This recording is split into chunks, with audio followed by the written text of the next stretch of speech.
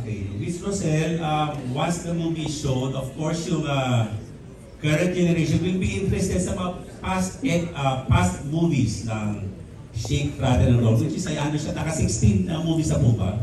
Yes, 16. So, ito ba naka-upload lahat sa YouTube or ano po ba? Saan po mapapanood yung mga past movies? Okay, yeah. Nasa YouTube siya, and actually we had a Shake, Rattle, and Roll marathon last October 31st.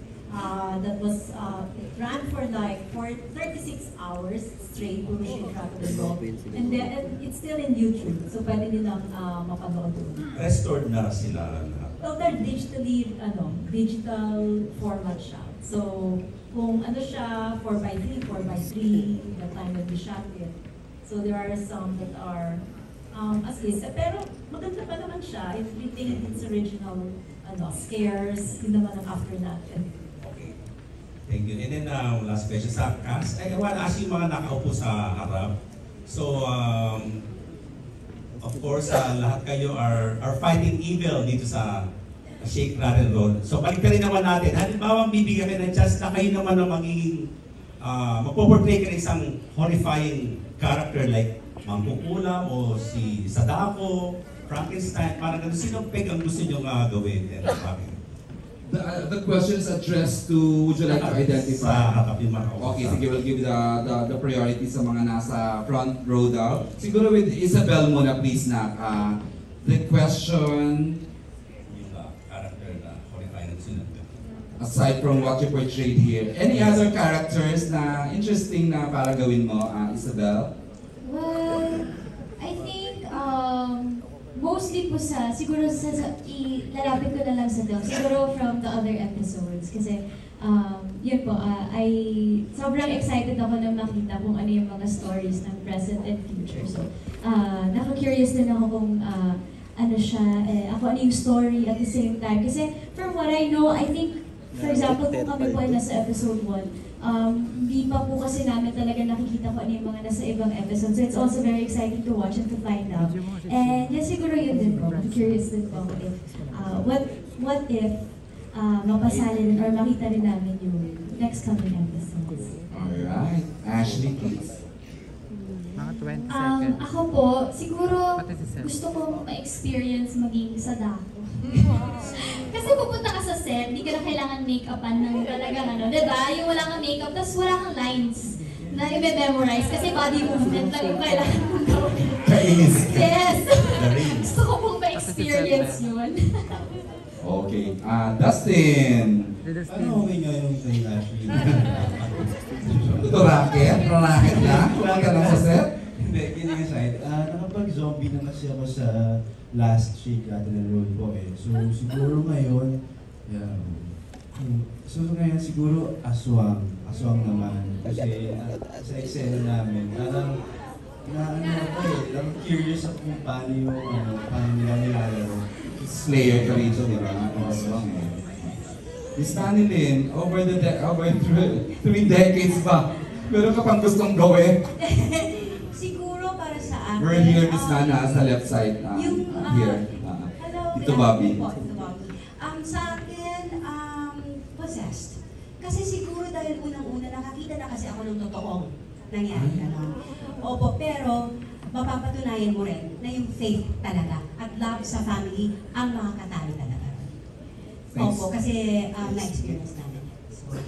Thanks, Matt. Matt Lozano, please. Any interesting character na gusto mo? Can we share the mic? Thank you, Sheko. Ito nasagot ko na ito dati, pero gusto ko Pwede ulitin mo rin ang loob. Ito, kasasama na loob mo.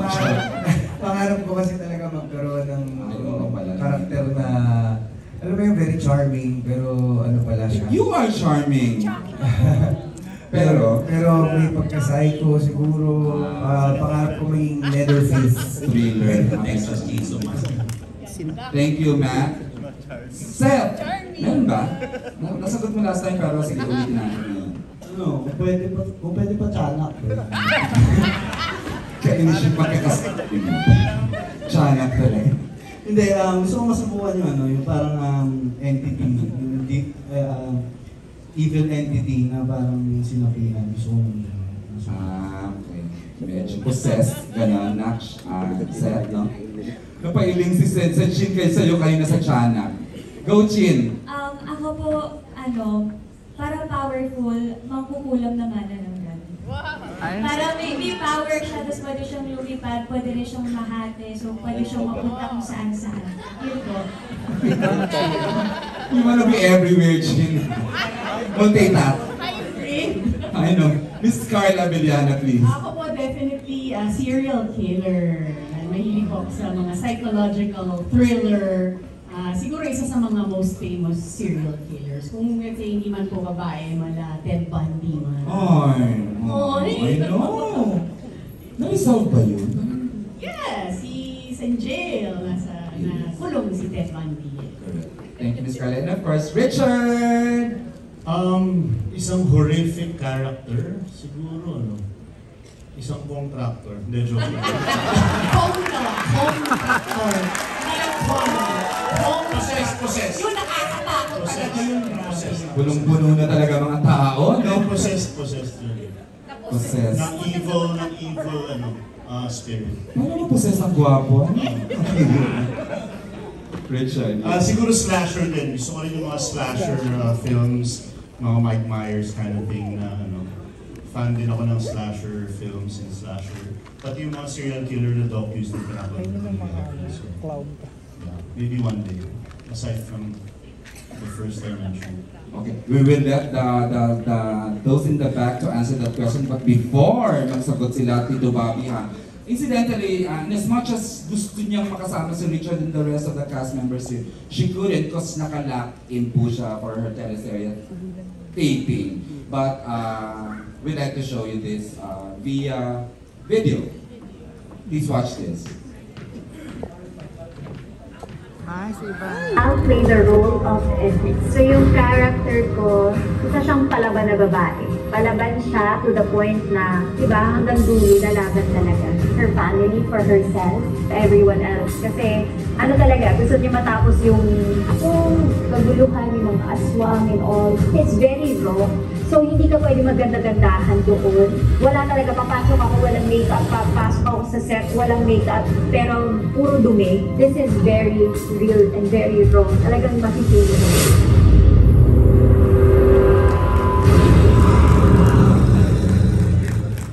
Ayun. So as I mentioned earlier, she is gonna lock in with for her new ABS-CBN area along with the other cast na who couldn't make it today, but gustong-gusto niya talaga. Hopefully we get another an event for Ivana, a media event for Ivana.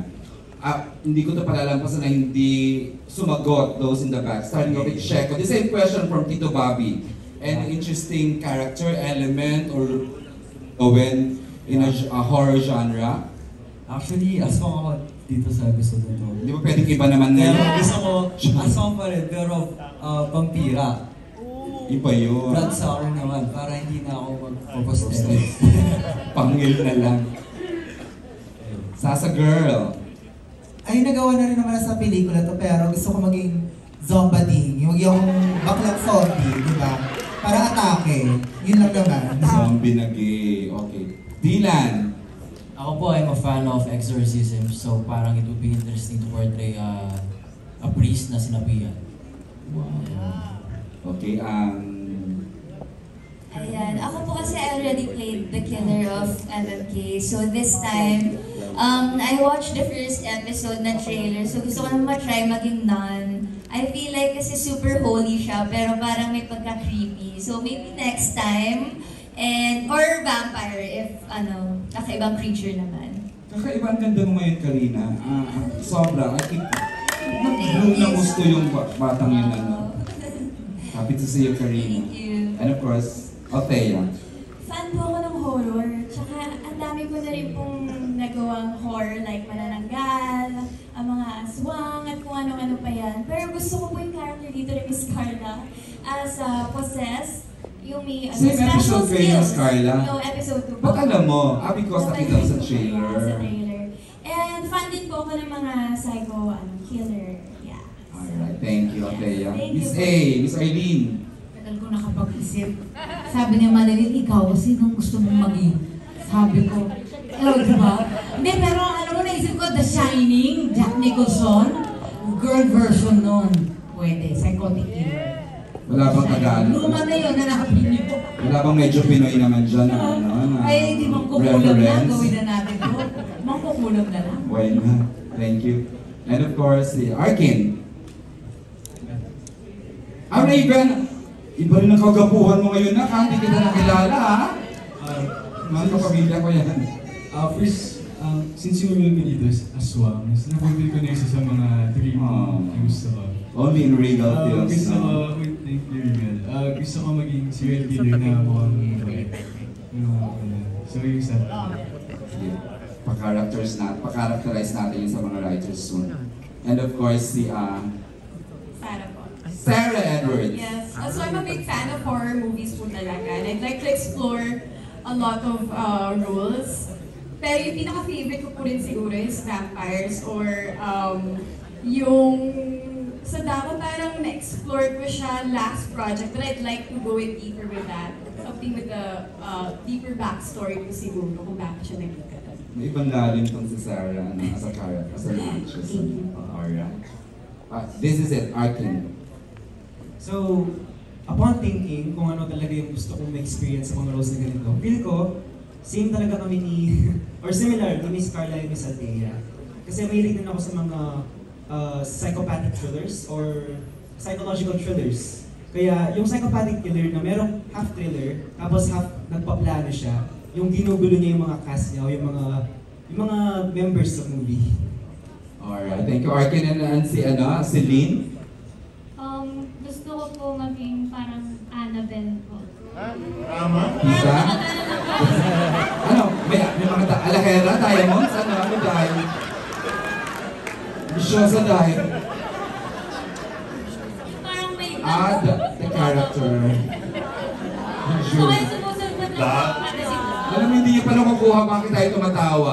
Hindi pa alam ko aware siya. Yung Annabelle na doll po. Ayun. Dita nag-explain na po Annabelle the doll. Hindi ka milyonarya. Ayun. Okay.